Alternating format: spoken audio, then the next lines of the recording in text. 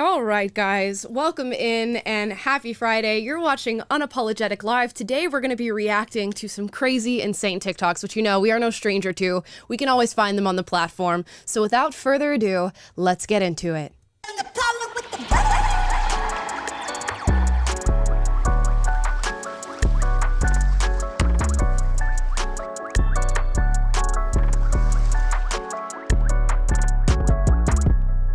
What's up, guys? Happy Friday. Hope you guys are ready for the end of the week, and I hope you're going to have a fantastic weekend. As always, drop your weekend plans in the chat down below. We got Taylor in Nashville. Happy Friday. Got my Happy Friday shirt on. What's going on? That's your Happy Friday shirt? I mean, it's got a pattern. It's usually I'm just wearing boring solid colors, but I was like, you know what? It's going to be May this weekend. JT's out with the memes, so let me just, jazz it up a little bit. I love that for you. And we do have a special guest in the producer's bay. He might not talk throughout the show, but he is running boards for us. So Scott is not here. His name is Kobe. He's going to be hanging out. Hello.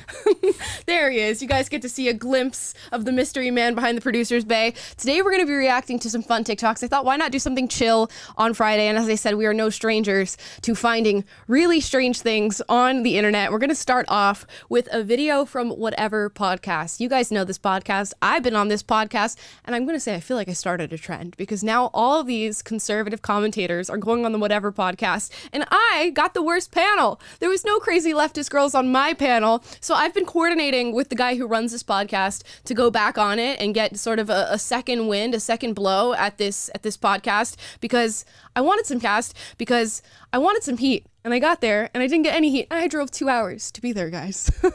I went on a trek to be on this podcast. So let's hear this clip from a young woman named Jubilee, who apparently is doing OnlyFans to honor the memory of her grandfather. I'm not joking.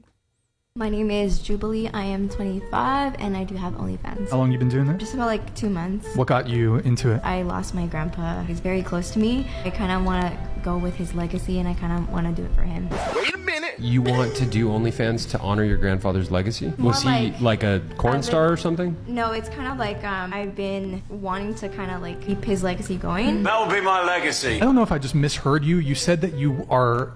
I don't know shit about fuck. Yeah, can you say it again? Can you explain how you're honoring your grandfather's legacy? He was a minister, so he didn't make much money. That's like a way that I thought would help out. Wow! You said he passed away? Yeah, he passed away. But so help him out beyond the grave? I'm just confused. You said he was a minister? Yeah, so he did like weddings, funerals, etc., etc. Let me get this straight. You started an OnlyFans to pay homage to your now deceased grandfather, who was a religious man and minister. That doesn't make sense. Do you think he would approve of the OnlyFans? Do you think he would disapprove? I think he would support me, but...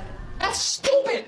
Use your common sense! You mentioned that you don't want to bring shame on your family. Do you think it might possibly bring shame on them to do nude stuff? What do you think? I don't think so. If I go deep down into my mom's opinion about it. You know, I can't say that this specific girl's the one I would have wanted on my panel. Maybe like Kiko, if you guys watch the podcast, I would love to go head to head with her. But this is just such an interesting storyline here. First of all, rest in peace to her grandfather, and I'm very sorry for her loss on that part. The paying homage to your grandfather by starting an OnlyFans when your grandfather was not a corn star, as they put it in this video, and he doesn't seem to be, having been a minister, somebody who would be inspired by such a profession. It's just very interesting to me that somebody would do this, and I just wish maybe that there had been a conversation where this young woman sat down with somebody and said, I'm thinking of doing this in honor of my grandfather, if that's her true intention behind this. I wish there was a conversation had with maybe a loving peer or family member before making the decision to actually log in and make the OnlyFans account. Taylor, how do you feel about this? I mean, it's hard because she says it so meekly and sort of seriously that, on its surface, if someone just came out with a statement like this, I'd think they were totally being disingenuous. But she seems to be sincere, and which tells me that she's somehow convinced herself, done the mental gymnastics necessary to connect the dots between this being, a good thing that honors her grandfather and is morally okay for her to do. But it's a huge stretch, and it's, to not just throw stones, because I mean, it's easy to just sit here and talk about how absurd this is, but Right. It does signal that all of us have the ability to persuade ourselves that absurd things that we do, bad things that we do, bad habits that we have, can be justified. And we have a tendency to just do whatever mental gymnastics necessary to do that. So if there's a silver lining lesson here, I guess maybe it's, be careful of the story that you tell yourself to justify things that you do that you may deep down not feel 100% comfortable with. Yeah, and be careful to be desensitized to what your occupation is putting out into the world. That seems to be what's happened here, because she said when pressed further about honoring his legacy and asked, what does that mean? She goes, well, he didn't make money when he was alive, or he wasn't making a significant amount of money. Now through OnlyFans, I feel like I have the opportunity to do that. So she purely views this as some sort of vessel to just make a lot of money, and is somehow detached from the idea that this is, selling your body on the internet and selling sexual content on the internet, and is purely looking at this from a money perspective, which if you're on TikTok and Instagram and all these things, all you're going to see is girls saying, this is your sign to create an OnlyFans. I'm making $80K a month, or I'm making $10,000 a week, selling my body on the internet. And at some point, I think with an influx of that sort of message in your mind, that is how you're going to see something like OnlyFans. It is just going to be a vessel for creating wealth and building, I guess, generational wealth is what she's talking about in her story and her homage to her grandfather. Sooner or later, it's going to lose that sort of taboo that it has, and it is just going to be some sort of form of making money for young women, which is what it sounds like now. I can't tell you how many young girls in particular I see on the internet saying, I finally made my decision. I'm going to go start and make an OnlyFans. And if you look into this for just a little bit, to all the young women watching, you are not most likely going to be an OnlyFans millionaire, as many of these young women will tell you on the internet that you are going to be. The majority of people are not making anywhere near the kinds of money that these women are talking about on TikTok and Instagram. So they entice you and they bring you in, and you go, you know what? Why not sell some feet pics on the internet? Which I can't say is a thought that I've ever personally had, but I could see why one would have that thought. And then you go, sure, it's just one set of photos. Why not do it? And we'll charge $12.99 a month or whatever it is that you charge. And the money doesn't come in like it came in for these women. So now you have this trade-off of your pictures are now on the internet for all of eternity, and you've left that, footprint, that digital footprint there, and you didn't get the return that you expected. So now you either go deeper down the rabbit hole of posting more and more content and trying to create to make up for what you've lost, or you live with the fact that the digital footprint has your naked body on it. So not great. I hope this young girl reevaluates that. Let's move on to another TikTok, guys. Have you ever gone on the journey of trying to lose weight or become healthier, or just to be more conscious with your fitness effort and how it affects your body? If so, and if you've done that intentionally, this young woman is accusing you of fat phobia. Let's watch. Another great question. This person was asking if there is any time in which intentional weight loss is not fat phobic. I'm going to say 99.9% of the times, if you are intentionally losing weight, it is fat phobic. I'm leaving that 0.01% in case I am truly, truly wrong. I'm going to say 99.9% of statistics on the internet are made up because that's what we just got there. But I don't think I am. And here's the reason why. I'm not saying if you exercise and happen to lose weight that is fat phobic. I'm not saying if you start a medication and you happen to lose weight, that is fat phobic. I am not saying that if you're going through any type of, illness and that is altering your body in some way, that is fat phobic. I'm saying when you are intentionally exercising to lose weight, altering your diet to lose weight, doing any activity intentionally to lose weight is fat phobic. And the reason why is because you are intentionally attempting to make your body smaller to fit into what narrative? The narrative that smaller is healthier. even though we've already discussed why that's not true. I know there was another comment on this video that said something along the lines of, when I'm lighter, I don't have as many issues with my mobility. And that may be a correlation, but it doesn't necessarily mean that extra weight is a causation, especially if you are not in care of somebody like a physical therapist that is specifically certified or has previously practiced physical therapy with a fat body. And I say that because as a personal trainer with a fat body, I know that movements impact people differently based on their body size, type, shape, mobility, a million things. So pretty much no, there is no time in which intentional weight loss is not fat phobic. Wow. Okay.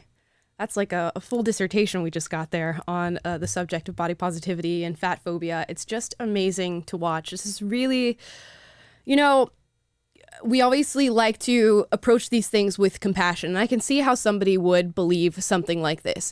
Most of these woke ideologies and, you know, these pieces of dogma that you hear on the internet are driven by a deep sense of a moral impulse, I guess is what we'll call it.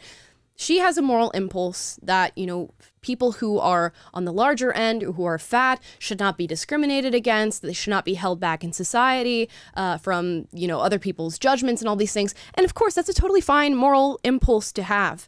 And you can look at people and feel bad and say everybody should be treated equally and have an equal opportunity in this country. Okay, cool. But if you allow that moral impulse to sort of snowball into something that morphs your sense of reality or just shifts the way that we've always viewed the world. And that way being that being morbidly obese or being on the obese end of the spectrum is probably not the best thing for your health, your wellness, your mind, anything like that. She's allowing that moral impulse to restructure her reality. And that's what we're getting in this video right now. And it's interesting because there's no study or piece of research that is going to ever back up that 99.9% statistic that she gave at the beginning of this video. It's just not going to happen. In fact, Harvard recently did an 80-year-long study on happiness in human beings. And in men in particular, I haven't looked into the women's side of this yet, but in men in particular, they found that exercise is a key part of a healthy mind and happiness and should be prioritized in your life. And not just exercise, but adhering to a certain body shape, or at least the body shape that is a healthy maintenance point for you as a human being, is key and should be prioritized in your happiness. So in knowing those two things, how could you say or look at somebody and say that if they are intentionally trying to lose weight, they are fat phobic? And you know, I take issue with the term fat phobic, because not only does it imply that you should have like this deep sense of fear of being fat, but also if you did have that deep sense of fear of being fat, you wouldn't be the most wrong individual in the world. It wouldn't be all that wrong to be a little scared of being morbidly obese, you know, considering that we know the health outcomes of that sort of health condition. If you looked at yourself in the mirror and you go, you know, I hope that when I'm 50 years old or when I'm 60 years old, I'm scared. I hope I'm not morbidly obese. That'd be okay. You can say that. That's actually it's a very rational fear to have for yourself, especially if you live in America with all the different foods and the processed junk that we're eating all the time. Perfectly rational fear to have. Is this Amala endorsing fat phobia? I don't know. Maybe it is. Well, yeah, it's like two things can be true at once. It can be unhealthy objectively to be fat, and one can wish to avoid being overweight without being judgmental. That doesn't necessarily mean that you're being judgmental. You know, somebody who's heavier, I don't know the circumstances of their lives. I'm not going to judge them as an individual for their current state, but I can also not wish to be overweight for myself because I'm aware of the reality of the negative health outcomes that are associated with it. And it's kind of ironic that she talks about the moral impulse, or you mentioned the moral impulse that she had to want to be nice to people and not be judgmental, so, causes her to override her reality and to be blind to the reality, and irony being that it's actually causing her to commit a moral atrocity in persuading people of a lie that it is healthy to be overweight, or it is not unhealthy to be overweight. And, she mentioned correlation. 70% of COVID deaths were obese people. There's a correlation. And if you structure your reality in a way as to deny that fact, you are, and lead others to do the same, by the way, that is a moral atrocity on your part, coming out of the desire to be nice and non-judgmental. So, and I feel like we see this pattern all the time from a lot of these radical leftist types that in the name of, being nice to people's feelings or whatever, we're affirming things like gender puberty blockers and sex change surgery and things like that are harmful, or we're taking safety away from women's spaces or compromising the integrity of women's sports in the name of protecting people's feelings. And this is where you have to stay tethered to facts. You have to stay tethered to reality, and you can't allow the ideological motivations or the desire to be nice and this misguided sense of virtue to override just facts. Yeah, I've recently been listening to a lot of Gad Saad, and he's talking about A Parasitic Mind, which is a book that he wrote about, parasitic and infectious ideas. And it's mainly about woke ideology and how one is just overtaken by these sorts of ideas. And it's exactly what you just talked about, Taylor. It's like this fear of consequences. So the consequences of hurting someone's feelings by talking about real objective truths when it comes to health is scarier than, losing truth. So people would rather say, okay, I'll say whatever you want me to say because I'm scared of the consequences, than go, you know what? I'll take on the consequences in order to pursue truth and to give that truth to other people. And then you fall into just this dangerous place that we're in right now, where you have, essentially a very large group of people who are willing to just bend the truth in order to shield themselves from the consequences of telling the truth. And that's how we get videos like this, where the people say intentionally losing weight is fat phobia. If you right now are on a weight loss journey, that's okay. And maybe you are fat phobic. I mean, I don't know you. I don't know your reasoning behind it. But if you are fat phobic, that would be okay too, as we explained earlier. I never know which one to go on next. Real quick, so while you're deciding, Wrestling with Art, this is not a super chat, by the way, but I'm reading it because it's really funny. He said, she is fact phobic. I'm always down for a good pun. You guys always thank you. Which, by the way, we will be reading super chats, everything above $2 minimum at the end of the show. And if you get $50 or more, we will read that instantly. So that's how we're doing super chats these days, because y'all are keeping us here for an hour after we're done. So just throwing that out there. Yeah, just so you guys know. Also, please like and subscribe if you're watching the stream right now. We notice so many of you are watching the show but are not subscribed to the channel. What y'all doing? Do y'all not like me? Subscribe to the channel. I love guilting people into supporting this YouTube channel. Let's watch this next video that talks about denying children puberty blockers is apparently a form of mutilation. Here we go. The thing that gets me about the anti-trans conservative rhetoric around puberty blockers for trans kids is... It's not conservative rhetoric, by the way. It's just rational human being rhetoric. This is not a conservative monolith on being anti allowing kids to transition. Plenty of liberals, plenty of even leftists who are against it. Anyways, I digress. Is that if they really did care about making sure children weren't being mutilated or weren't being coerced, they would be the #1 advocates for puberty blockers. Not only because they're empirically supported and because they were developed for cisgender people, but because they would realize that forcing somebody to go through a puberty with a dominant hormone that is misaligned with your actual gender, that would be, by their terms, mutilation. Because imagine if we sat a bunch of 13-year-old cisgender boys around and we were like, hey boys, we know that you're boys, and we know that you've been boys as long as you've been alive, and it's very clear to us that you are boys, but we just want to be so sure, so we're actually going to make you go through estrogen-based puberty instead, so that way, when you get to the end of that road and you're 18, you can decide if you still wanted to be that boy that you always showed signs that you were. Can you imagine if we did that? That would be fucked up. But that's literally what you are doing to trans kids, because forcing somebody to go through a puberty with a dominant hormone that is misaligned with your actual gender is a forced mutilation by conservative standards. So you would think that they would be the #1 advocates for blockers and go, oh my gosh, yeah, why don't we like put a pause on this so that way you can decide and like in a couple years see how you feel. Like, I just wish they would shut up. Okay, first of all, 10 points for creativity. This is an argument that I've yet to hear on this subject, which is rare in this profession, to hear an argument that is rare on the subject of transitioning children. So this person is saying, if you do not allow these kids to block their puberty, you are in fact mutilating them because you are forcing them to go through a puberty that is not of the gender that they believe themselves to be. So the lopping off of breasts during a double mastectomy, or, you know, reconstructing private parts and getting injected with, hormone replacement, that is not mutilation. Forcing them to go through puberty, which is such an interesting way to phrase that, forcing them to go through the puberty that their body was just going to naturally go through. And that when kids, after they go through puberty, they normally realize, oh man, the throes of puberty just had me thinking I was a different gender, and I'm through it, I'm on the other end of it, and now I'm not. That's mutilation.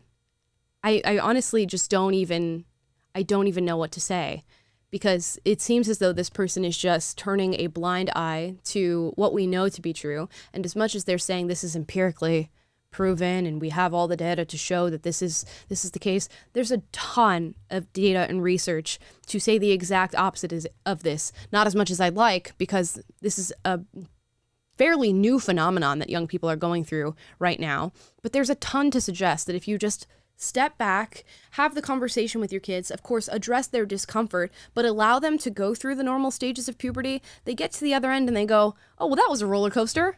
And now I realize that the body that I was born in is perfectly fine, and that sex is perfectly fine, and I don't need to go and switch genders. So to argue anything other than that, it's just so strange. It is so strange. Taylor, do you have, I don't know what else I have to say here. Well, I also thought it was interesting that he said that puberty blockers were developed for cis people. As far as I know, the use case that I'm most familiar with is for chemical castration in Lupron. So that's a very strange thing to invoke to try to support your argument, is that they're developed for chemical castration, as though it's not harmful. It's pretzel logic. You know, it is a new one to kind of characterize puberty which is a natural part of a human being's development into adult. It's a healthy thing. It should be to characterize that as this oppressive force that you're forcing on someone to undergo. I'm surprised, though we didn't see it coming, since, you know, if math is racist and everything is the result of colonialism and white supremacy, that puberty is also not a force of, you know, the cis hetero white male dominant society world. Should have seen it coming. Yeah, things are just getting so unnatural. I actually saw a TikTok the other day of these two doctors, I guess, talking about this procedure that you can undergo as a woman when you are on the brink of menopause or starting menopause, where you can, you know, surgically, with things that they do in your reproductive organs, you can pause menopause for like 15 to 20 years. And it's not a surgery that they're currently doing in the United States or anything like that, but they're hypothesizing that this is possible to do. And I think maybe other countries have been doing it. I'm like, who is trying to just, I don't know, push off what is naturally going to happen to your body? How did this become just an intellectual exercise that we're all trying to have now, where we are trying to stave off natural things like aging and puberty? How have we regressed as a society that we are now just pushing away anything that is natural? And I have to think that we've just decided not to ascribe meaning to anything, and now nothing means anything, and you can do whatever you want. So why does menopause mean anything? Why does puberty mean anything? Why can't we all just have his truth, her truth, my truth, their truth, and just follow whatever it is that we want to do, even if it's harming young children, as it is in this video? And it should be clear, if you look at this person, right, it seems like he's made a choice for himself. And that choice is to switch genders or transition, at least socially. It doesn't look like he's undergone the full medical transition here. somebody who's already made the choice, of course, is going to encourage other people to make the choice. It's the same thing we saw with Rachel Levine, the Assistant Secretary of Health or something like that, coming forward and saying, yeah, of course young people should be able to transition and we should get them as soon as possible before puberty. Well, yeah, you've already made the decision for yourself. Wouldn't you want to see more people like you running around in society? And of course, if they're children, you wouldn't care because you've already made the decision. You're at the end of the route as far as medically transitioning. Of course, you want to push your own ideology onto other children. Of course, this guy wants to say the exact same thing. And they'll make whatever argument necessary to see that through.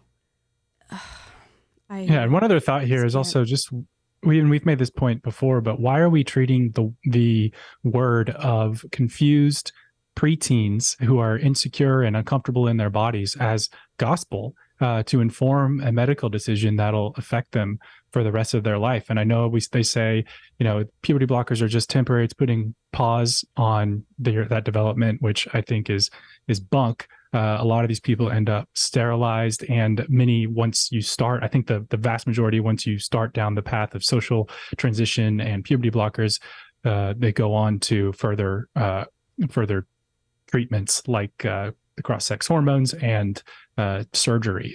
And at the same time, we know that if kids are not encouraged and socially transitioned down this path, that the vast majority grow out of it. And so to take a young person's word about their confusion about their gender at as a minor, as gospel, and then to just run with that is just insanity. And like we say a lot when we react to these TikToks, it's the confidence for me. As he was talking, it was just like, he used the term cisgender, and he said they know their gender identity, and just like without losing a breath, and it's like, wait a second, these are not agreed upon terms. You're calling me cis. I reject that term because I'm not in La La Land. I'm still in reality. And so in your little framing of things, it all makes sense to you, but it's the same as the last fat phobia topic that we reacted to, or TikTok that we reacted to. You've restructured reality according to your ideology, and that's just something that we can't budge from because it causes harm when we do so. Yeah, and you'll find just the logic is so juvenile, especially with juveniles, especially with young children on this. When we watch Daniel Radcliffe sit down with, 6 trans kids and talk about how they knew that they were trans, one of them said, everybody was telling me I was a boy, but I didn't like superheroes or the color blue or playing sports. And that was the justification for, at 11 years old, transitioning to be a girl. And that's probably as far as you're going to get with most young kids, because that's as far as their understanding. It's as far as their lens goes, as it pertains to gender and their own self-expression. The box is only so big. The window is only so wide as to what they're even seeing in the world. So of course, if they don't like sports, or they don't like superheroes, or they don't like the color blue, they're going to feel an incongruence with themselves and with the other kids around them, because we normally follow these little stereotypical patterns. But to take that and run with it and go, well, my kid knows himself, and that means that we should transition them and all this stuff, is just crazy. I don't like to use the term crazy, but it's crazy. Here's another one from a TikToker. It's on a different subject. We're moving on to the subject of race, which you all love so much. This one says that all white people are racist, and she does not trust them. I don't trust white people. I don't trust white people for a multitude of reasons, but one of the main reasons is they're unpredictable. Like, I think about all the times where I don't know what you guys are going to do. Friends, and then when we got in a small argument, they released all the racism they hid throughout our whole friendship. Scary. And then I think about the fact that I become mutuals with people, give them the opportunity to come clean about any problematic past. They say nothing, and then they get exposed for being racist. And it's never like some low-key, like I used to say the N-word in songs. No, it's like N-word hard R against black people. Like tell me why white people are normalizing racist past. Also, I think about the fact that white people have continuously, when given the opportunity, oppressed multiple marginalized communities. And I think about the fact how easy it is for them to do it again. Like, if they really wanted to, they would bring slavery back. They kind of already did with the criminal justice system. Plus the rate of hate crimes. I will legit always be scared of white people until they're the minority. Which I hope will be sooner than I think. I don't trust white people. Okay. Let's unpack that. Taylor, let's unpack that with you, considering you are a white man. I want to Hit give me. you this opportunity on the show, as she's given the opportunity to all of her mutuals and friends. Tell me about the dark and twisted things that you've done in your past, specifically instances of racism. Over to Where you. do I begin? Oh my goodness. No. I mean, hopefully you're not serious, because I was raised in white Tulsa, Oklahoma, and my parents taught me to be like colorblind and taught me things like, it's not about the color of your skin, but the content of your character, and that you shouldn't have prejudice. And so clearly those are all vestiges of white supremacy that was just inculcated into me as a child. Clearly. And I need to learn from this TikToker in her enlightened ways. It's amazing that she said all of her white friends were people that used hard R N-words in their past. Like, either she's insanely unlucky with her choice of friends or who she's run into, or she just has an exceptionally broad definition of what constitutes racism. I mean, obviously saying the hard R N-word would constitute that, but I've lived speaking as a white person, I've lived my entire life in mixed company, but around a lot of white people. And I don't know that I've ever heard, maybe count on one hand in my entire life, the number of times I've heard a white person use the N-word. And that was back in like 10 years ago, when that wasn't even a big deal. When people could say the lyrics and stuff.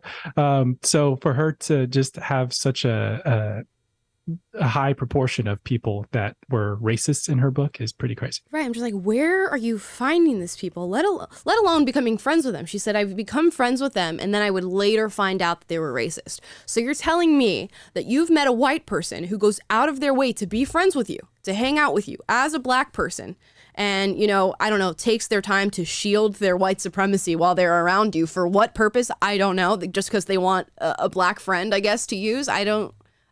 She didn't really explain that. And then you end up not being friends with them anymore, and all of a sudden they're racist, or you find out that they were racist all along. And then she goes on to say, whenever I meet people who are mutuals, I give them the opportunity to tell me whether or not they're racist. Is that how you open up your conversations with white people?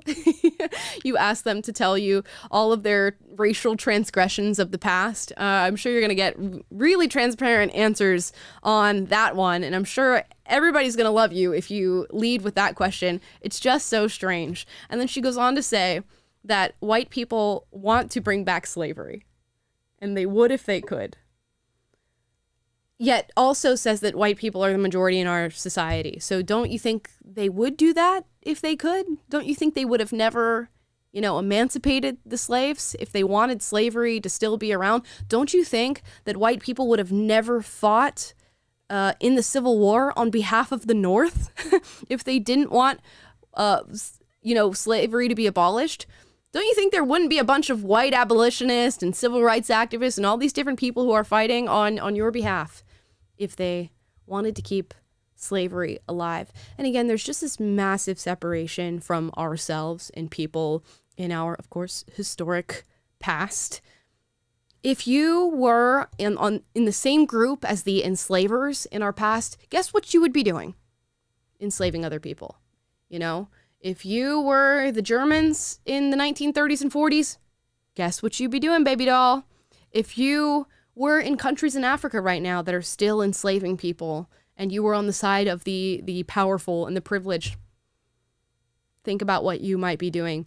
There seems to be this separation as, I would never, if, all of the people surrounding me were engaged in this moral ill, I would never be the person to do it. You very well could be. And it's that degree of separation that you're putting in your mind that is not helping us to understand the issues and how they pop up. What we should all be asking is, how does this happen, and why does it happen, and why do people fall for it? Instead of blaming white people and saying they still want slavery and they still want to be the enslavers, try to understand why that happened, move on, address the fact that we have progressed, and just go on about your day. Because I doubt that this person is truly struggling with, deep instances of racism in her daily life. I highly, highly doubt it. That's all I have to say on that. Any more from White Taylor, since you are deeply accused in this video? No, I mean, look, I am sorry if you've had on behalf of white people. If you've had a bad experience and someone has perpetrated racism toward you, that is a horrible, evil thing. But please don't extrapolate that to all of us, because I promise you, there's a lot of white people who, like Amala said, died fighting for the end of slavery. And there are the vast majority, if you go out there and actually talk to people, are perfectly decent human beings. And anyways, and I feel silly even having to say this, but the idea that you can take one experience and extend that to an entire group is very disingenuous. And imagine if it worked in the opposite way as well. Anybody could do that. Right. And I just want to meet these racist friends that she's made. I really do. I want to meet them face to face and see what they're actually like. It kind of reminds me of, I don't know if you guys have seen this horrible viral video of Kendrick Lamar inviting this white girl on stage to rap with him. And she starts rapping the song, and they get to the part where you say the N-word. And because she was invited on stage, she says the N-word. Kendrick cuts the music, cuts her off stage, tells her as a white person she shouldn't be able to say that word. And of course, this is the most embarrassing thing that could possibly happen to you live in front of all these people. That's what this video feels like. It feels like you made friends with people and made them comfortable, and now that you're not friends anymore, you're accusing them of racism. It's very similar and in that vein for me. It's just insane. And I have a video on this channel that you guys can check out of me and Amir Odom talking about the N-word and the use of it and how we feel, and we don't care. I don't go around saying the N-word to people. I don't think most people go around using that word in their normal vocabulary, but if they did, unless they're directly using it in a sort of derogatory manner towards me, why would I care? Why would I care? And I'll tell you, probably most black people for the most part don't care, unless they're just possessed by the SJW spirit. They don't care. It's just a word. While we're on Amala, did you see that thing going around social media? It was screenshots from TikTok where people typed in the search in the bar that said, "I hate black people," and it redirects you to this anti-hate page or whatever. And "I hate LGBTQ" redirects you to anti-hate. "I hate Jews." It just says no results. And then if you type "I hate white people," it's pages and pages of TikToks of people who have something to say about hating white people, which is just another thing that we can point out is it's always a one-way street. And the fact that it's a one-way street just points to the fact that we've lost sight of what MLK and people who've gone before us have pointed to, is that our values should dictate that individual humans should not be discriminated against because of their humanity. And now we have all these Marxist power dynamics in how we make moral judgments. And that shows up in the fact that we're willing to discriminate against white people or people who are higher up on the hierarchy, and that even we make up ways that people who are lower on the hierarchy are oppressed or read into it or become overly broad. So anyway, that even shows up in the TikTok search algorithm and our Google search results. It's a dangerous thing. Yeah, we covered a lot of those TikToks in the Charlie Chan video that we reacted to, titled "What Are We Doing to White People?" which I urge you guys to check out. It is on this channel. And you guys, it must have really resonated with you because there's so many comments and so many people talking about how wonderful his video was, and that is 100% true. It is crazy. And I always say this, if this continues in the next 50 years, we're going to have a civil rights movement for white people, and that's going to be insane. I'm smiling because it's a little funny to think about, but it's not okay. And it very well could happen. I mean, you're discriminating against them with scholarships and college admissions, in jobs with all these different quotas, on the internet. It's everywhere. I can't imagine this isn't affecting some white people financially with how banks are doing now, and they're incentivizing, Black and Hispanic and all these different loans and just giving out assistance. If this continues on the track, especially with allowing people to say some of the heinous things that they're saying on the internet, I don't know what's going to happen. I do not know. Now, this video is going to be a little bit lighter. This is a TikTok channel that goes around asking people and giving them prompts, and they get to decide whether it is a red flag or a green flag. Now, this guy has gone viral. It's got 3.4 million likes. Let's see what he had to say. She wants to be the breadwinner of the family. Okay, that's a red flag. Oh, our computer. Oh, we lost the screen. It happens every show, guys. Okay. That one's not even Kobe's fault. It's his first time, but don't judge him for it. That was just our equipment. He's killing it. It's just our equipment. Here we go. She wants to be the breadwinner of the family.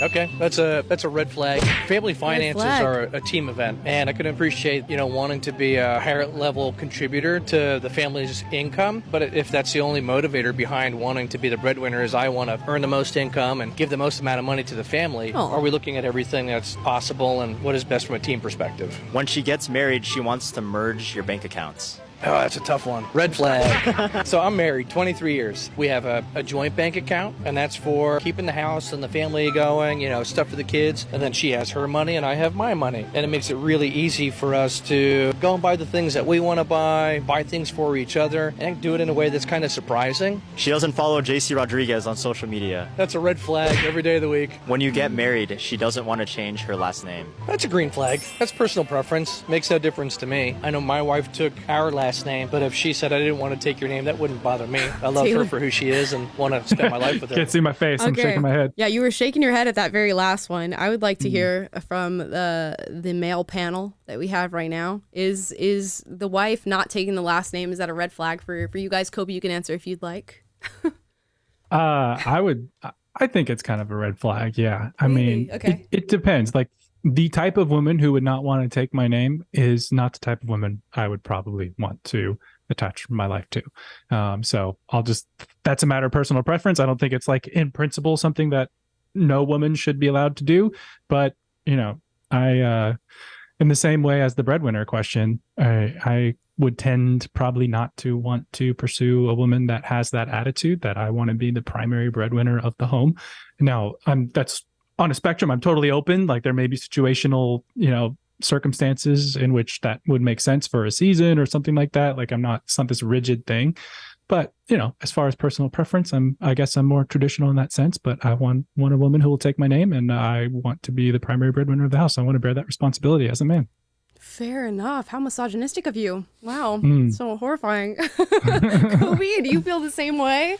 Yeah, I think so. I think piggybacking off of what Taylor said, I think I would probably be hesitant because of what I would infer other beliefs would be based off of that stance. Okay, so you're like, maybe I'm dealing with somebody who doesn't share my values if she doesn't want to take the last name. Yeah, yep. Okay. Exactly. And Taylor, is that the way you feel, or is it like we want the same last name so it's sort of homogenous, or? No, I think, it's like more of it's a proxy for values. I mean, I'm a Christian, and there's roles, and part of the roles is like the man's the head of the household and all that, and with that comes responsibility, and I think the name is just part of that tradition that goes along those lines. And typically it's kind of like when you're watching a movie and they're like, do a race swap or gender swap or something. It's like there's a reason you're putting this in there, and it's kind of you're trying to subvert the values that we've historically gone by when you have some kind of an agenda in doing this. So if it's just a matter of like, my dad didn't have any sons and we want to like do a hyphen thing, like, okay, we can talk about that. But typically I think it's this sort of indicator of some kind of feminist attitude that is just a little bit of a red flag for me personally. I'm not saying no one should be allowed to do it, but that's just not what I would go after. Fair enough. I feel like I will take my man's last name, but not because I feel any like strong feelings towards it. I don't feel any strong feelings towards my personal last name, so I would never advocate like this really needs to be kept or it needs to be hyphenated. I know when I talk to people, it seems like men have a far deeper attachment to their like namesake and their surname than women typically do. And I don't know if that's because the last name carries on through men. I mean, that would be, a logical explanation for that. But men seem to have like this deep attachment to the family tree and the last name. Yeah, I think like from like evolutionary psychology perspective that not all men, only successful men reproduce. And so that's sort of like a validation as in your manhood or in your existence that, hey, I'm leaving something behind. I didn't fail as a man to carry on, even from like a Darwinian perspective. And so I think that's kind of hardwired into males, because males have to compete for females and for sexual selection. And I mean, so that's making an argument, leaving tradition and, values and religion aside, I think that that's kind of ingrained in the male psyche to some extent. So I definitely think that plays into it. And I think that that's had a role in shaping our norms and stuff. And I don't necessarily think that's a bad thing. I think the alternative, and when you flip things around and mess with it, just tends to lead to more chaos and worse outcomes. So yeah. Interesting.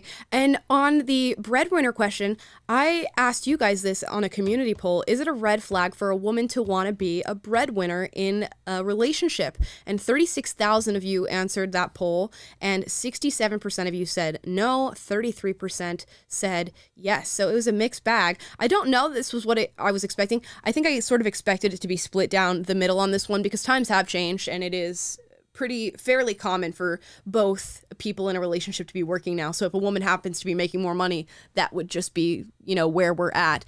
The guy in the video said red flag because he didn't want that to be the sole purpose of the woman working, just purely to be the breadwinner of the family, and he wanted the best outcome. I could see where some men would definitely be like, hell no, she cannot be the breadwinner in our relationship, even if she has a higher education, even if she has a better market value out there in the job market. I am making the money and she's not making more than me. How do you guys feel about it? I would not fall into the latter camp. I think just as a matter of practicality, like one of my good friends, his wife is a physician assistant and makes great money. And I don't know if she makes more than him per se, but for a while he was being a stay-at-home dad, and like that's totally makes sense to me. And, she was happy working and he was happy doing his thing. I mean, he wasn't like being a deadbeat. He had his own projects going on and was still like working from home and doing some things. But anyways, I totally don't look down on that at all. And I think that's much more a matter of practicality and preference on an individual level. But I think as a matter of rule and principle, there's a certain, taking on of responsibility as a man, as a husband, that you have to see it as your job to provide and to make sure that things are taken care of. Now, and if in the matter of course of practical outworking of that, turns out to be that your wife happens to have better education or better, opportunities to earn more money, then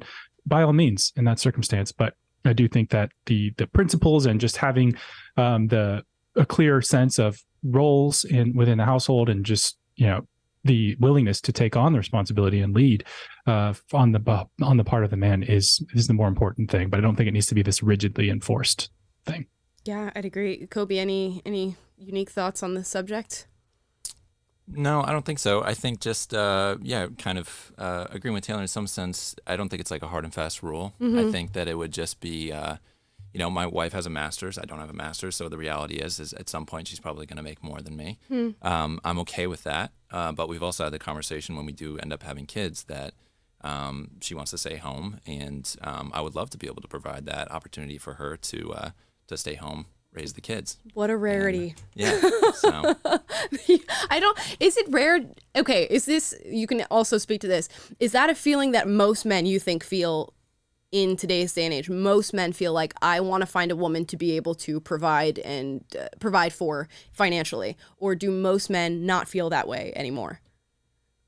I don't know how most men feel these days. Anecdotally, I do this for a living and watch too many TikToks of Gen Zers who are male feminists and, wanting to simp for their wives or whatever, not even want to get married, So I don't know. I think that it's probably a dwindling attitude in culture, if I had to be honest, that it's a minority, a shrinking minority that still would want to see things that way.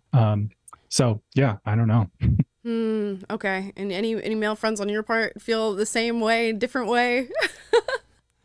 I think I've got a mix for sure. And yeah, I think it's probably alarming. The lack of friends that probably feel the same way can be sad at times, probably. Yeah, I see like a lot of young guys on the internet are like, heck yeah, I'll secure the bag by, marrying this girl who makes way more money than me. That's fine. I get it. And I know, I think for both genders, it would be nice to just not have to work and have somebody who's providing for you. And I don't want to just like blame men for feeling that way, because it is sort of the burden that they used to take on traditionally. That was the man's burden. He was the protector and the provider. When the wolves are at the door, the man's opening the door. And at 9 a.m., he's going to work in the morning the next day. So to have a generation of men who are now saying, you know, she can work and she can make all the money. I get it. Maybe I don't approve, but I get it.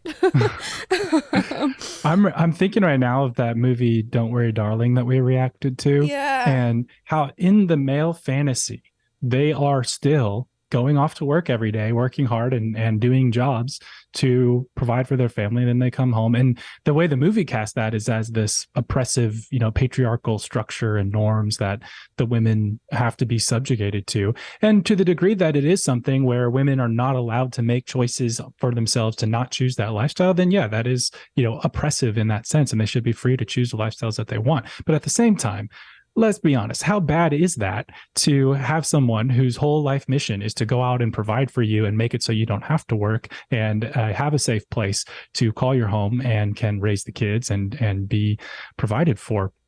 Right. And as a man, it's like, it's funny that the fantasy that men have is still to go out and work and still to go out and provide and hustle. And I think that just speaks to this innate drive to in order for me to be validated as a man, in order for me to live up to my potential in some sense, I am someone who's worthy of a wife and who's worthy of being a provider for a home and creating a safe environment for kids. And I think that's something good, and that's something that's celebrated, and that's something that, you know, patterning yourself after that leads to the opposite outcomes of what we see in terms of like fatherlessness. You know, if we don't have an ideal to strive for that's in the direction of men should provide and should be present and should strive to make a safe home and you know, care for their wives and all that, then what are we going to see in absence of that? And I think the answers aren't good. It's not a better direction. Yeah, it doesn't seem like it. Yeah, in watching, I was so excited to watch Don't Worry, Darling, because I love Florence Pugh. I thought, you know, this could be a really interesting, you know, thriller. And that was the scariest thing that they could come up with, that the women stay home in this beautiful house with a nice car and they make dinner and have a pet or two or their kids running around in the yard. And then their husband comes home to eat dinner with them, have a nice night, and then they go to work the next day. That was the nightmare. It's just so funny to me. She will probably sat and just watched through hours and hours of Jordan Peterson and all these different like conservative talkers and trying to find something that was villainous, and that was as far as she got. The subjugation of women so they can stay home and shop and cook and keep things tidy. It's horrific.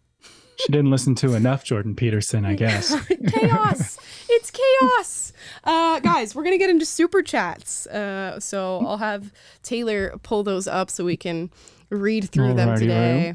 I remember too, we increased it to $5 minimum, and I said $2. So I guess if you gave $2.01, you're getting your super chat read today, because we don't want to be liars here. But all right, let's look at number one from Cracklin with a fleur-de-lis. Shout out to Louisiana or France. Mm-hmm. You know it's going to be salty response video when it starts with a pet name like honey or girl or baby.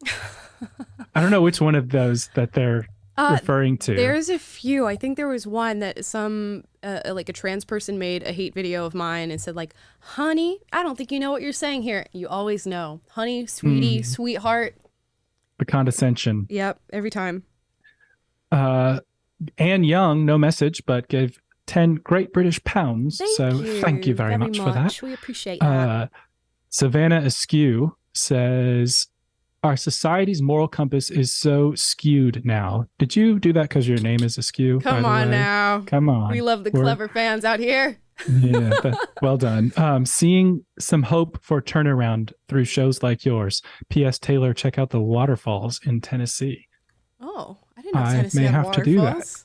When I lived here, when I was in middle school, I think we went on a field trip to a place called Fall Creek Falls, and I don't remember much other than my science teacher was very excited about it, and yeah, I think I got some ticks or something. So Oh. but I'll give it another shot. I'll give the waterfalls another shot. I mean, I always think about like field trips you go on when you're a child and how you don't have the faculties to appreciate them, and then you're an adult and you're like, oh damn, I wish I had actually looked around when I was 13 years old and I went to like Amish country or something like that. Right. Because now you're field like, trips oh, are the best. I don't feel like going anymore. We need to make a vlog. Amala does an adult field trip or something. Sup, my dude says, if one finds the B minor chord on the guitar to be beautiful, does that make them a minor attracted person? Oh, okay. That was almost too daddy for me. That was a real. It was one of those like I'm halfway through reading it and I'm like, oh, it's too late. Yeah, there we go. I have to finish this. It's all fair in comedy. Minor attracted person. There, minor chords do have a more ominous kind of tone and vibe to them. So that is. I love a good song in minor key. Fitting. Halcyon Zhang just gives a super chat, no message. So thank you for that. Dicks and Butts, how's it going today? Always Welcome good back. to hear from you. I honor my grandfather's legacy by turning tricks behind Wendy's. Aw. What does that even mean? Is that like turning skateboard tricks? No. Yeah. Oh, Taylor, I love that What? you just said that. That is the most wholesome thing I've ever.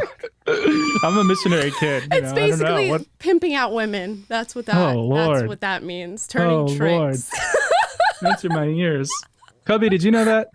No. Oh But, my wow. gosh, this is wonderful. Almost got to give us the street knowledge. Well, now I feel guess. bad that I know what that means because I can't. Our Urban Dictionary. Wow. I love that you said it's that like that's skateboard funny. tricks. Oh my gosh. Blizz Biggie says, as an ex-fat man, 100 pounds lost in 2016. Congratulations. I can say that because, we're not scared of being called fat phobic for saying that. Congratulations. Exercise and weight loss has been great to me. I no longer am out of breath just tying my shoes.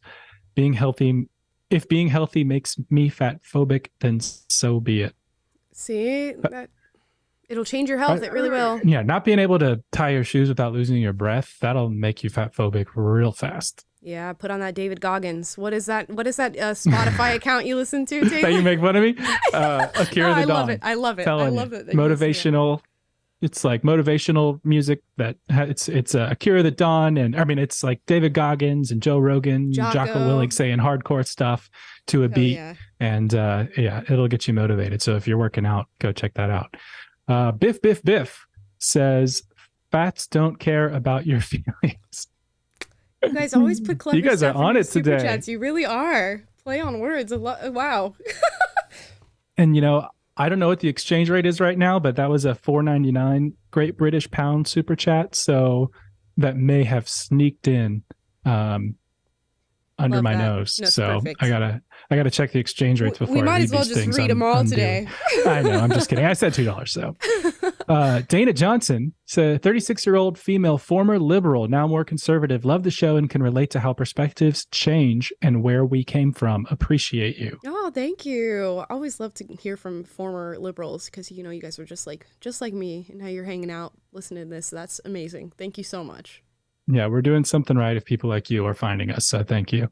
Rhonda Girard says, me and my daughter both love watching you, Amala, sometimes just for a laugh, but always wisdom imbued in the conversation. Thank you. Thank you. That's so very sweet. I'm glad I make you laugh. I don't think I make a lot of people. I don't think I'm the funniest of the bunch. I mean, just your laugh makes people laugh. So you don't even have to tell Makes jokes. some people. Remember that guy who used to leave hate comments saying that he would say like, this girl giggles too much. I can't watch. And you proceed to giggle when you read that. True. Franklin, just Franklin, says Democrats are anti-whites. Liberalism is anti-whiteism. Go free. Wait, what is anti-white? What was the beginning part? I didn't hear it. Democrats are white, and liberalism is anti-whiteism. I mean, it's at least leftism. Woke leftism certainly is starting to feel more and more like that. I always try to make the distinction. Yeah, and then but if you're playing those identity politics games, then you're just falling to their level. So, anyways, Jade QP says, hey, in the UK, another one. And so happy to finally catch you live from a former lefty. Keep going, Amelie. You're fantastic. Thank you very much. Was that a good British accent? How was that? Thank you. I might be going back to the UK in June. Should I do like a UK? I didn't realize how many of you in the UK are listening. Maybe I could do a UK meetup or something. That'd be cool. It's not like you guys can, I always get like weird with meetups because I'm like a little bit paranoid with stuff that happens, but it's not like you guys could shoot me. I'd just get stabbed. See, you are funny. That was a good one. Oh, man. Wow. Great. Okay. Julissa Castillo says, it was so easy for that long hair man who thinks he's not a man to advocate for puberty blockers when he went through normal puberty. Eye roll. I wonder if he's paid to say this because that was asinine. The only argument that I've heard where I'm like, okay, if you truly think that these kids should transition genders and that you truly feel like they believe that way, they believe who they believe they are is who they actually are, then you could say that puberty, not going through puberty or staving off puberty, it makes transitioning so much easier. That's the only argument that I've heard that would even virtually make sense for allowing children to transition. But the basis of the argument, in my opinion, is false. And not just my opinion, in science's opinion. Science. In the opinions of science. What are you, Dr. Fauci? Follow the science. The opinions of science. In my opinion, which is the opinion of the science. Yeah, right. Autumn M. Mason says, America is one of the most obese countries in the world. So this isn't really shocking. It's sad more than anything. Yeah. Love you. Keep up the good work. What isn't it? I think I actually am not going to name the name of the association because I don't want to say it wrong. But some medical institution in this country is now advocating that children who are suffering with obesity be put on things like Wegovy and Ozempic. It's just crazy. Instead of going, you know what, lifestyle needs to change, maybe culturally we should change things up. Ozempic and Wegovy. Ugh, crazy. You know, I always talk about how I praise Michelle Obama for doing that get up and play movement that when she was first lady. I think that is so wonderful, and that should have been something that they passed on to every single first lady who comes into the office at the White House, because what a brilliant initiative to put forward for young children, and it's gone, which sucks. That would have been a great thing. Yeah, now our health secretary is a trans person who's pushing child gender transition or sex changes. So how the pendulum far we've fallen. Halcyon Song again says, forgot to send my note. Oh, sorry. I just want to make a PSA that Amala is objectively beautiful and I refuse to hear anything else. Love from Italy/China. Stop it, guys. Too sweet. How are you in two places at once, by the way, Italy and China? You're getting Asian and European love at the same time. Kind of sounded weird. Anyways, Julian Giangrande, we're just going to move on. Hey, Amala, what's your political compass? Have you done that test? We did it a really long time ago. Maybe I'll do it again on this show on like a fun Friday where we can all take it together. I think... what does the political compass end up? I can probably tell you relatively where political compass far left graph. Shill. Yeah, far left. Shill. Whatever that is. It was conservative grifter last time I took the test. Yeah. Okay, so it's this one. Oh, you can't really see it. Can I zoom? Oh, okay. So wait, it's authoritarian. It's right, an authoritarian, right? This is I think when I took it, I was like in this area. Like a little to the right and a little up in that authoritarian box. I feel like now if I took it, I would be here. But I don't know. Shifts and changes. A little more libertarian, a little more centrist. The questions are just they're just not great questions to actually assess how you feel. Yeah, it's tough when you know like how it's placing you based on the questions. Right. It's like, would you never allow gay people to get married ever? And I'm like, okay, no, I'm not going to click that. Yeah. So it's just, not great questions. Alas. Okay. Bobby says, Kiko claims she found God now. I roll laughing emoji. And is totally faking her personality. I feel like conservatives made her feel really stupid because now she's trying to paint herself as totally different. Hey, you never know though. You never know. Maybe she had a wake-up call in going on that show and being called out, and now she's actually evaluating her ideas. I don't know. I've not watched the Whatever podcast recently to see where Kiko is at in her journey, but don't be too quick. Maybe she is truly evaluating. Could be. Sarah Rosen says, I'm 19 and I've always been fat. Thank God. Recently, I was able to start losing weight on purpose. I have never felt better. I'm proud fat phobic as I never plan on going back. Oh, that's awesome. See, I like this, characterizing fat phobia as being afraid of the fat itself, not of people who are fat, but of the negative outcomes and negative health things that are associated with right. the being overweight. So let's be fat phobic to the extent that it's hurting us. Yeah, and it's not like you need to like watch the scale every day and every pound is something that you need to be scared of or something like that, but just make sure you're not getting to an unhealthy place in life. That's all. Mm-hmm. And at minimum, you're not moving more in that direction. Like, be moving in the right direction. I think that no one's going to be judging you as long as you're not trying to tell people that moving in the wrong way is the right thing. So, right. Anyways, right learning RLL. I would say puberty blockers for kids and delaying menopause are very different. Humans have been looking for the fountain of youth since the beginning of civilization, and medicine seeks the similar. All I'm saying is they're similar in the fact that they are taking on natural processes that our bodies go through and on a pretty like patterned, timed basis for virtually all of human existence. And they're going, why not? Why don't we just stop that? Which can't be good, right? Just because you can do something does not mean you should do something. And the menopause thing is really wild to me. That's really wild, because if that is something that's actually accessible, especially in the United States, how many women are going to be lining up for that procedure? But from what I heard, it's apparently a procedure that you have to do when you're like in your 20s and 30s, where they take a part of your reproductive organs out, and I think they freeze it.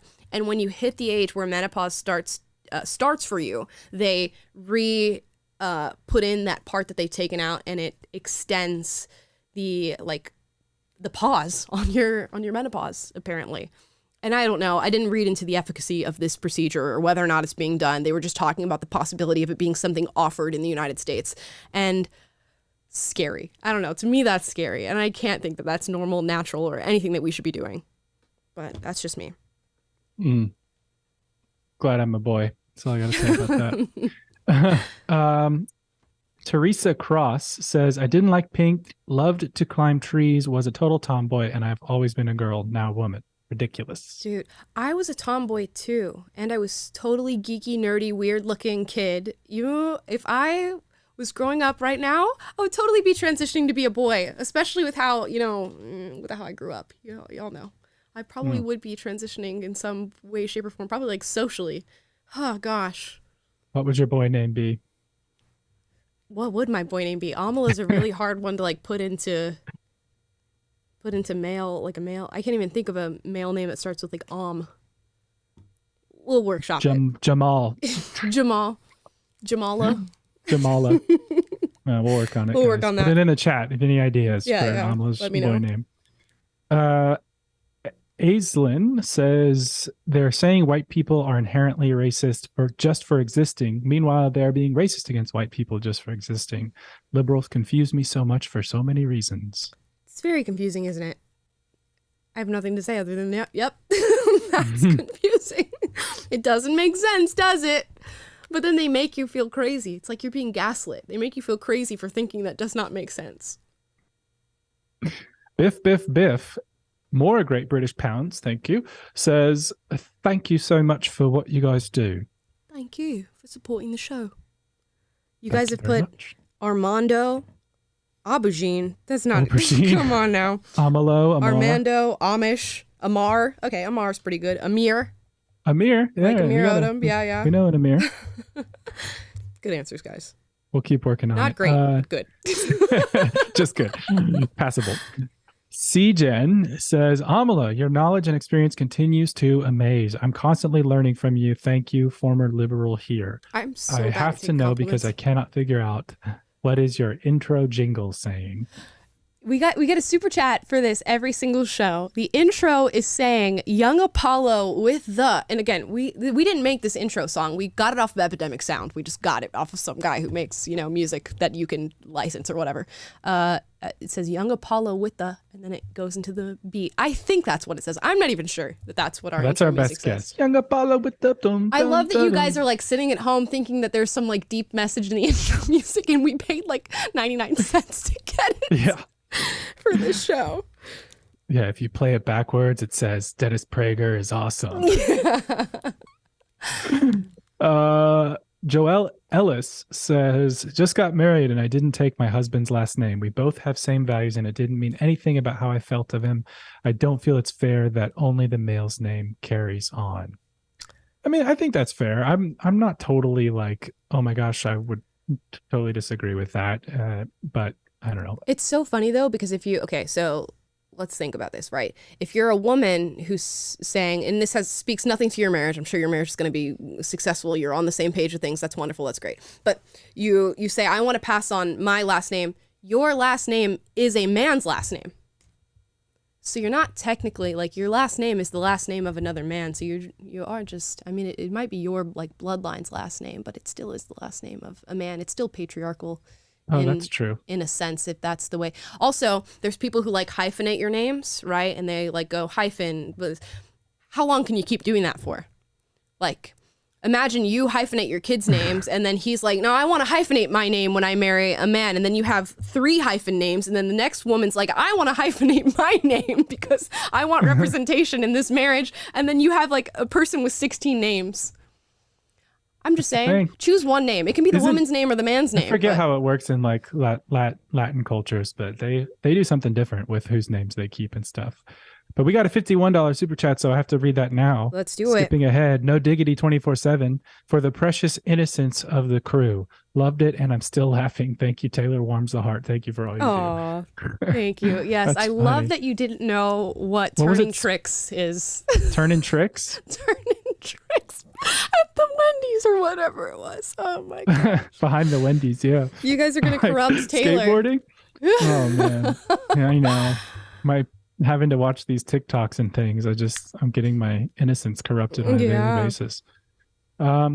Jimmy Mapes says, Amala, what is your walk-up/intro music? Also, you are an old soul. Are there any musical genres or groups pre-90s that you enjoy? Pre-90s. Paul Simon. I like Fleetwood Mac. I like... Who else do I like? Crosby and Nash. Just a lot of like 70s music I listen to a lot. Yeah, what was the other question? What is the... What's your intro or walk-up music? We talked about the intro music for the show, so what would be your walk-up music? You know what that is? Is that I guess like you do. UFC fighting? Like walk-out music? Yeah. Or when, in baseball, walk-up music is baseball because you're walking up to the plate. But, it'd be something, it'd be hip-hop of some sort. What did I say last time? We got asked this question. I gave y'all an answer.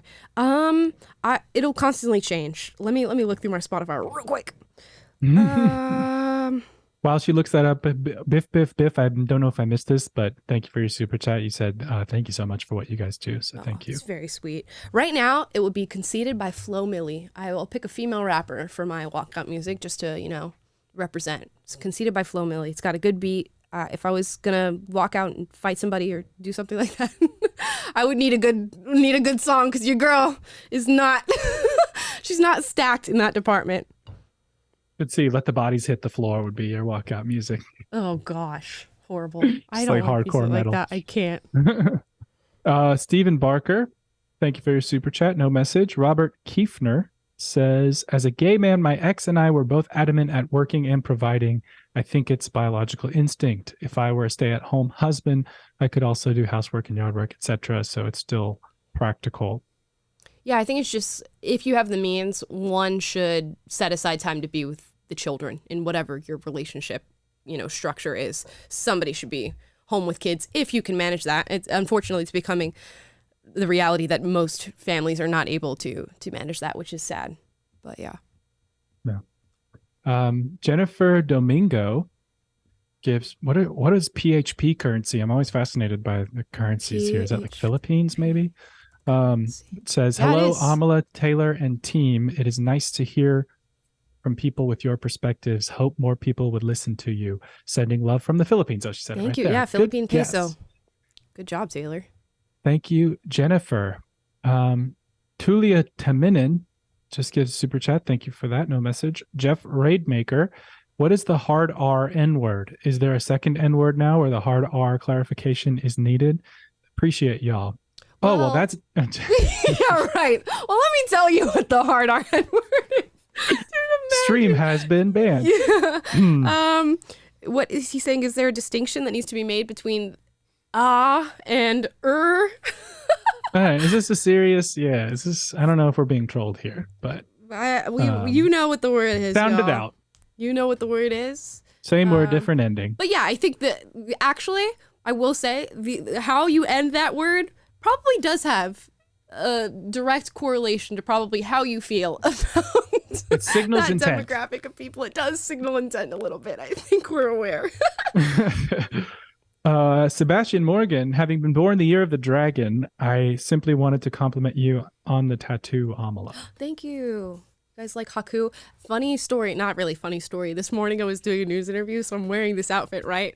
And I get a call from the producer because this was on, I think, like Newsmax or something like that. And they're like, I'm so sorry. Do you have a blazer to cover up your tattoos? And I didn't realize that this was still an issue for like conservative media or anything like that. So I had to put on my little bulky jacket and cover up my tattoos to be on the news this morning, to be a wholesome conservative woman. See, that just proves that you are not a shill, because the leftist in you would have been super offended by that. Yeah. Like, no, you need to take me as I am, accept me as I am, or you don't deserve me. I could have said I was discriminated against. Yeah, exactly. You can play this the victim is a brilliant opportunity that I've missed. Just pretend you didn't hear that, guys. They were being tat-phobic. Tat-phobic. Wow. I can't hate on y'all's dad jokes if I'm making stuff like that. Yeah, that's true. April Rapp. Hi, Amala and Taylor. Love the show. Thank you so much. Stephen Barker, again. As an atheist and left-leaning person who's been pretty fed up with everything lately, it's great finding someone who shares most of my views. Heart emoji. Welcome. That is so wonderful to hear. I'm glad that you found a safe haven on this show. Welcome. Yeah, check out the Discord if you haven't. There's plenty of like-minded people hanging out, duking it out, sending each other cat pics or whatever else is going on there. But it's a great place to meet some like-minded people on the internet. Links in the description. Tim Osborne says, recently came across your channel. You are absolutely wonderful. Keep up the good work. Thank you. Thank you, Tim. Jeffrey Jackson, you guys are awesome. Nice shirt, Taylor. Have a nice weekend. Thank you. Nice shirt, Taylor. Thank you. Dixon Butts, yet again, $2 minimum. Wow, y'all are on sale today. We're turning tricks today. Yeah. For $2. See, I learned quick. Oh my gosh, maybe not. Franklin says, people of all races should oppose anti-whiteism. White well-being does not mean hating other races. All people of immutable characteristics are welcome. This is so very true. Everybody should oppose anti-whiteness or just fill in any color or race. It's just so crazy. It's just so crazy. That's just my catchphrase. It's my tagline. It's just so crazy. Just so crazy. Hashtag just so crazy. Cassidy Weathers, recently came across your content, and it's wonderful to see others around my age using common sense when approaching this chaotic world. Oh, thank you.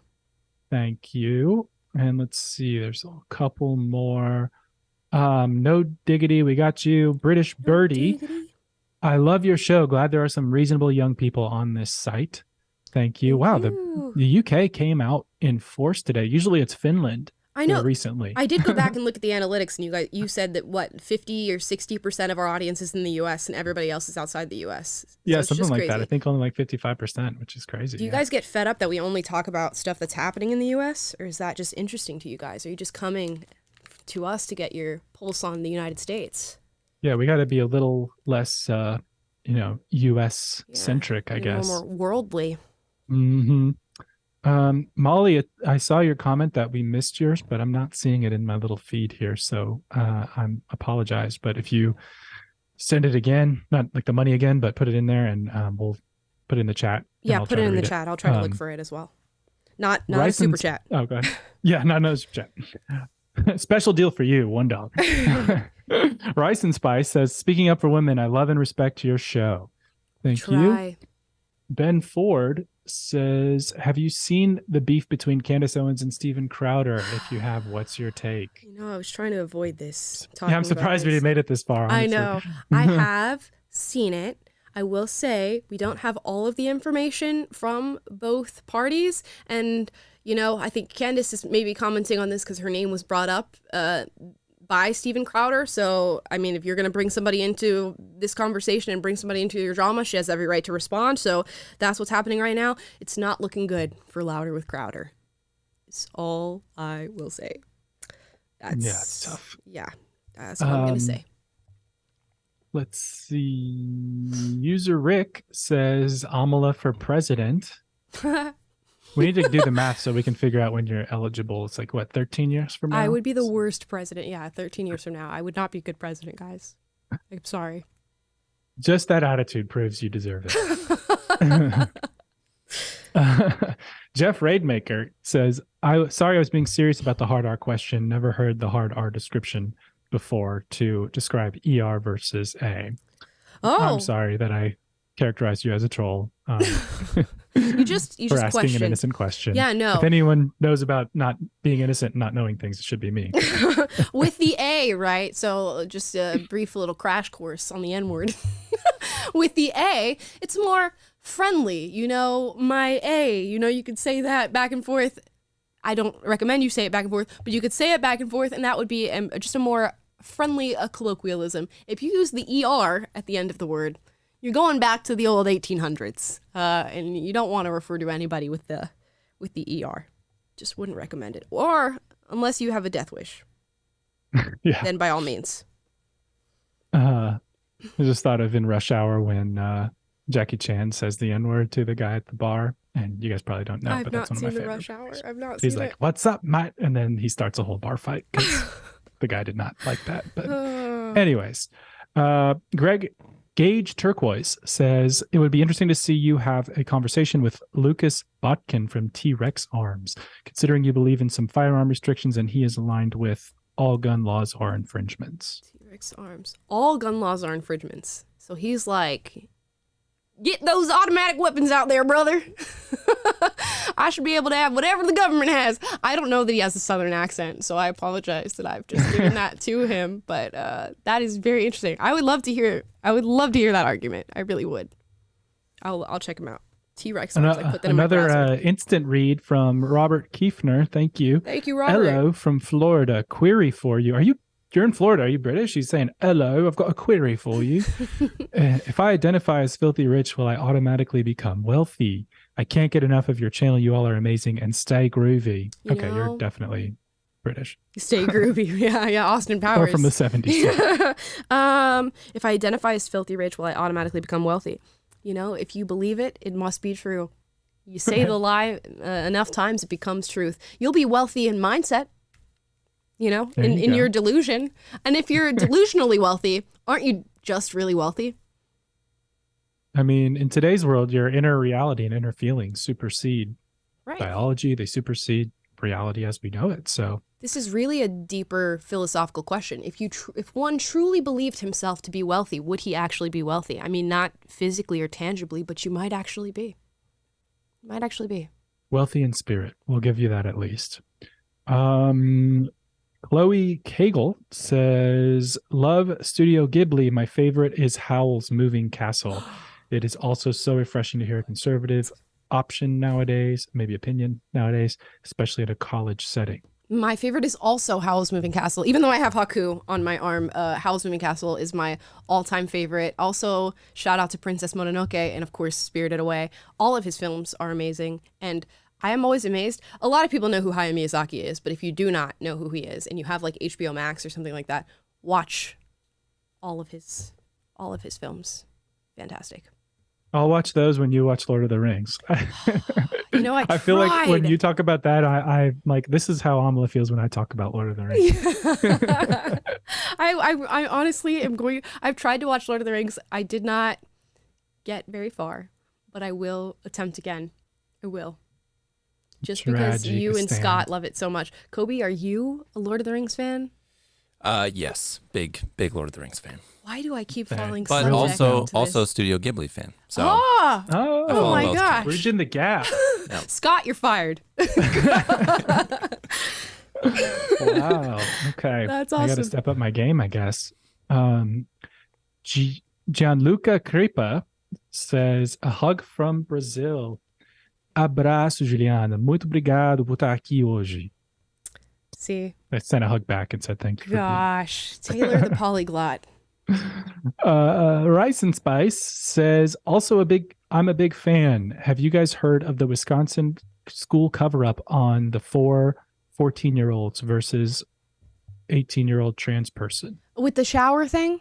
I have heard of that story. If this is what you're referring to, there was these girls who were in their like locker room or shower or whatever at the school, and an 18-year-old a man came and showered there or exposed himself to them, which is just horrifying. And they didn't tell the parents. They didn't alert anybody. It's clearly a Title IX infraction. It's wild. But it's nothing new. Nothing new. And there's going to be more. Just wait and see. British Birdie again says, the U.S. stuff interests me. I think a lot of it seeps into the internet too, so it influences those in other countries a bit. Oh, yeah. I mean, the last time I was in the UK, well, the first time I was in the UK, first and only, the people who I talked to were either like getting their view of America from a sort of left-leaning perspective where they're like, oh, conservatives are horrible and they're racist and all they do is sit around and watch Fox News, or they were feeling sort of the wokeness that was in the UK. So it was really interesting to get both perspectives, but sort of like a diluted version of it. Like it's not the same as it is here in America. Doesn't seem as strong. But you guys have like the Tavistock Clinic and all that other stuff that's happening in the UK, so maybe it is just the same as what's happening here. Did you see, we almost talked about this today, but Melissa Chen's thread on Twitter the other day was talking about, she's from Singapore, and she was talking about how when she was young, everyone looked up to the U.S. and it was like goals to go visit there, vacation there, and visit the country. And now she goes back to Singapore and she's like, everyone's like, we're getting all this woke stuff from there. They're crazy. It's degraded. I don't want to be there. Their crime's out of control. Their cities are nasty. And I'm like, yeah, we're not looking so strong on the world stage anymore. Yeah, alas. That Delia girl just sends a hug emoji. Thank you for that. Thank you. Aislinn again says, when I was a kid, I had a bunny called Haku. Spirited Away was one of my favorite movies. Surprised, but also glad to see you like it. That is so cute. A bunny named Haku. Oh my gosh. Yeah, we've got a poster in the studio too from Studio Ghibli. If you cut to camera 2, there we go. We've got all the major characters are chilling on that poster. Love them. Chilling. I don't know who any of them are, but it's there. We'll get there. I need to put a big picture of Aragorn behind me so I can compete. Daniel Carroll, I'm not sure what to make of the situation between Crowder and Owens. I think it's best to wait and see what other information comes out in the near future. Oh, yeah. It's a measured response. It is interesting, yeah, because he said, don't ask me questions about the divorce or whatever, but now he's releasing everything, apparently. And he's going to unseal all the documents. That was his statement today in the wake of what Candace had to say in the video coming out. So we shall see. A lot of people spoke way too soon and were, coming out in favor of either party and specifically in favor of Steven Crowder. And then this video comes out, so you have no idea what's going to happen. No idea. Yeah, it feels like a lot of us are out over our skis on this topic. It's kind of like It's also like so separate from us. Like why are we so worried about the inner workings of somebody else's divorce? Now it's different if they come on the internet as a public figure that you know and trust, and they give you information that is faulty, and then they need to be taken to task for that. But just to be interested in this divorce on its own is a kind of a strange thing in my opinion, especially since Hillary does not seem to be a public figure of any kind, and she was not making her own content. So it's just interesting. But when a party lies or like puts out a false narrative, then it's, the gloves are off. I got enough drama for my entire year watching Love is Blind with my wife. So Jackie and Marshall. The conservative drama reality show is just not my cup of tea. No. All right. Flynn Vassens says, have you heard about the assisted suicide thing in the Netherlands for 1 to 12-year-olds? 1 to 12? I'll have to look into that. That sounds a little ridiculous. I've seen some tweets along those lines, but I mean, not specifically about 1 to 12, but something along a controversy with involving minors. What does a with assisted 1-year-old suicide even look like? That does not make sense to me. No. I mean, we are living in a time where we're, removing people's body parts that are 13 if they say they want that. So I just looked not up too far assisted off, suicide 1 to 12, and then it gave me like a helpline as if I want to like. I should have been more specific in my search. Anyways. If you were a white person, would it give you the same results? Right. It says, what does it say here? It says, Netherlands to broaden euthanasia rules to cover children of all ages. This is a headline out of The Guardian. I will have to read into this. Yeah, we'll look into it. Oh, for ages 1 to 12 who suffer unbearably and have no hope of improvement. So like cerebral palsy, spina bifida, stuff like that. I imagine that's a whole different ballgame. Yeah, that's just like a tough, horrible position to be in as a human being. Yeah, I don't know. Oof. Okay. Let's see. Joelle Ellis says, Amala, you're so smart and funny. So glad I found the channel. Taylor, you're pretty okay too. Did it really say I'll take pretty okay. Did it really say pretty okay? It did. That is, yeah. Oh my gosh. Remember when you guys used to call him like Tyler and oh my gosh. Oh yeah. That's a way throwback. Travis.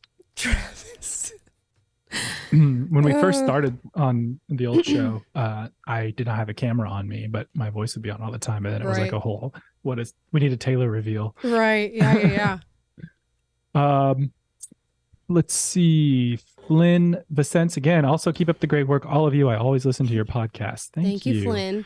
Our podcast is on Spotify as well in video format. So if you want to take it on the go, and leave us a 5-star review, because Dylan Mulvaney fans bombed our reviews there when Amala called them out a year ago. So we went down to like 2.5 stars in the wake of that. We got like 2,000 reviews or something like that. It was crazy. I don't know if it was 2,000, but it was something crazy.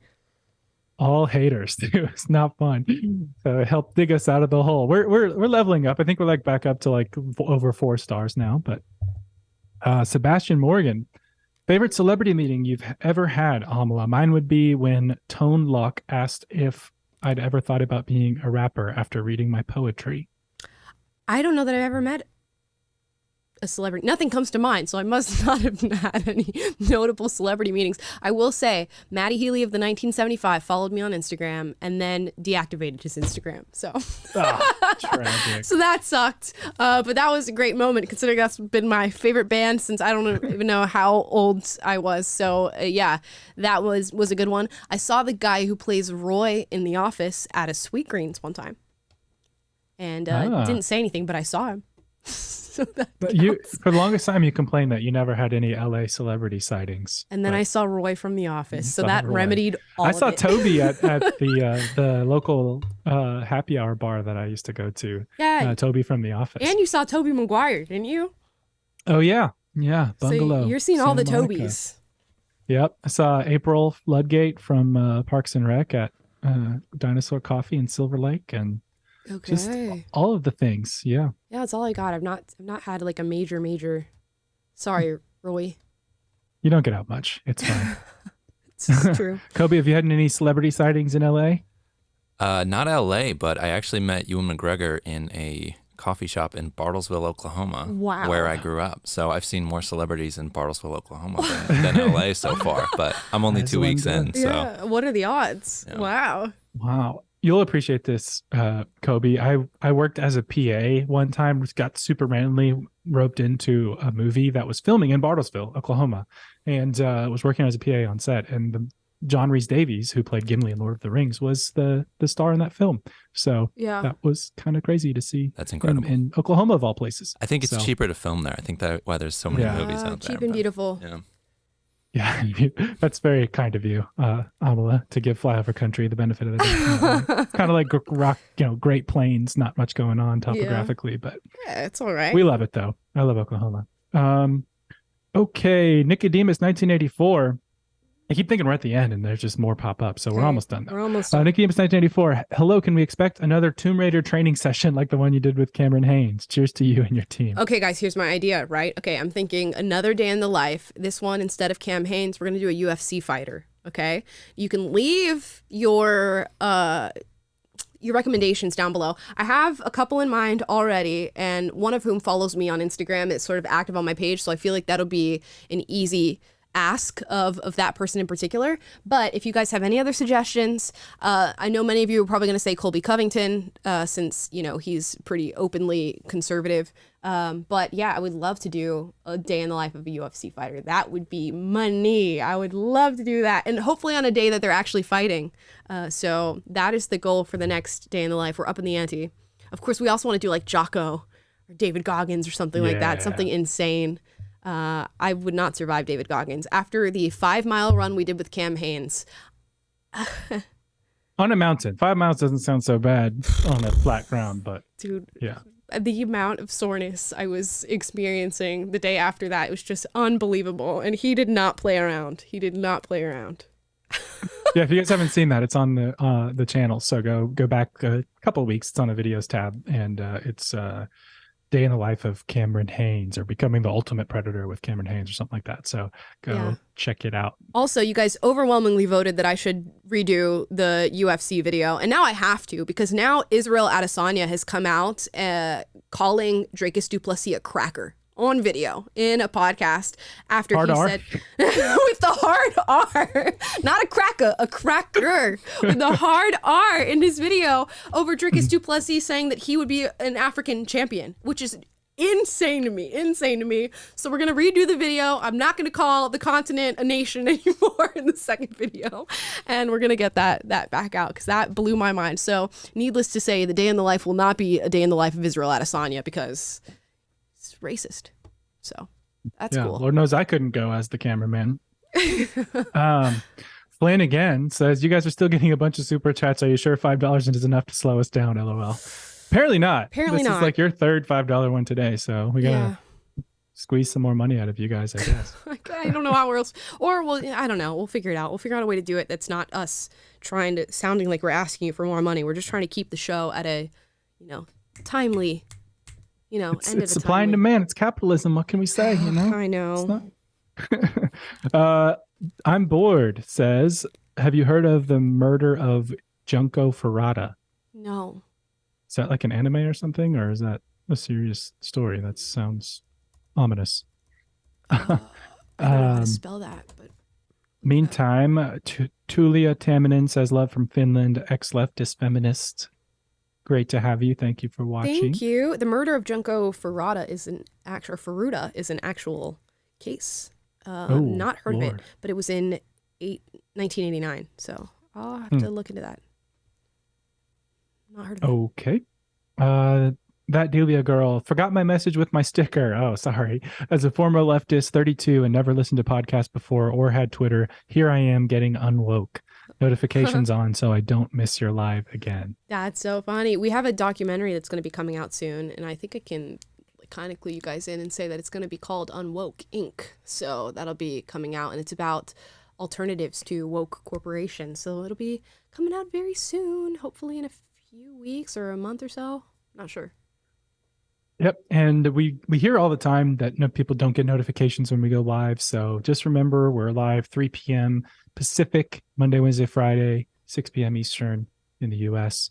So now I got to start incorporating time zones from around the world. I know, right? Since so many of you guys are overseas. But yeah, so just keep that in mind. I want to find a better way to send out notifications directly, since we can't trust YouTube too, but stay tuned for that. Robert Kiefner again. I'm not British, just very Mexican. Hashtag delusions 2023. I love it. Perfectly describes the state of the world right now. Thank you, Robert. Muchas gracias in that case. Flynn, again, favorite food from another country. Everyone on the team can answer if they want. Egusi, Nigeria. That's mine. I am blanking right now. I'm like, well, not my heritage, which is Norwegian. The food's not that great, to be honest. Sorry. I'll just go with ramen. There's a place called Killer Noodle in LA that makes this Taylor loves that spot. Dan noodles, and it's so good. So there we go. Kobe, you got a favorite foreign food? Taylor, you stole mine, but Oh, no. but I'll go basic. I'll pasta Italian. Nice. All right, that's hard to do. That's classic. It is hard to beat. Yeah, like the Olive Garden, so good. I love Chinese food too. Panda Express, Mexican chilies. Yeah. Just really connoisseur in foreign cuisines. We got everything here. Motley Beth says, I was canceled by my sibs today, trans and non-binary. This podcast got me the courage to stand up for myself. Thank you so much. Oh man, that's really hard. Wow. By your siblings. Wow. I mean, I'm glad you found the show and it's making you feel better about the situation, because that's a rough situation. It sucks that when you have just thoughts that are different than other people's, that it can cause such strife within your family, and that's horrible. But you know how that is a little bit. A little bit, but we got our way through it, and you most likely will too. I think at a certain point, especially when people are maybe younger and just more emotional, it's hard to realize, but eventually they will realize that you can still be family and still have a very strong relationship, and hopefully you realize that too, because those are things you're going to want to keep around in your life, regardless of how they feel about gender or anything like that. Be there for them. Yeah. But thank you for watching. Glad you are finding this encouraging. Yeah. Thank you. Jenna's Journey says, I'm so happy I caught alive. Thank you for what you do. Keep spreading facts and shutting delusional things down. Love your show. Thank you. Thank you, Jenna. North Georgia Infantry 95 says, just wanted to say you run a great show. You are one of my favorite YouTube content creators. Keep on trucking. Thank you. And thank you for joining the show. We appreciate all of you watching live. It looks like we have another one here from Rock, Paper, Scissors. Not going to be able to afford these super chats soon. Amala could post that you're going live on Insta. Yeah, maybe I should do that on Instagram. We could do a story. I used to do like 5 minutes before where I tell you what things we're going to be talking about and put that on Instagram. So I will start doing that for you guys again so that you know. And turn on your notifications for my Instagram. I think that's a thing. And hopefully that'll be better at alerting you. With that being said, that is the end of our show, ladies and gentlemen. Thank you. Real quick, Robert said one more just to support you. Haha, thanks. Thank you, Robert. Thank you, Robert. We appreciate Couldn't that. leave you hanging. And we appreciate all of you for watching. Again, please like, subscribe, click the notification bell, even if it doesn't work, to be notified every single time we're live. That's Monday, Wednesday, Friday, 3 p.m. Pacific to 6 p.m. Eastern. Plus, we post videos for you guys every single day. We never miss here at Hustlers University. This is the free Hustlers University, where you're not paying however much Andrew Tate is charging to, I don't know, teach you what? I don't know. This is the free Hustlers University over here at PragerU. Guys, thank you so much. Leave a comment down below. What was the most interesting TikTok that you watched today? And did you learn anything new from these libs on TikTok? Did any of them change your mind on any given subject? Are you now convinced that all white people are racist? You let me know. And as always, we encourage healthy debate in the comments. Go back and forth. Tussle it out. Guys, have a fantastic weekend, and we'll see you all again on Monday. Bye. Bye, guys.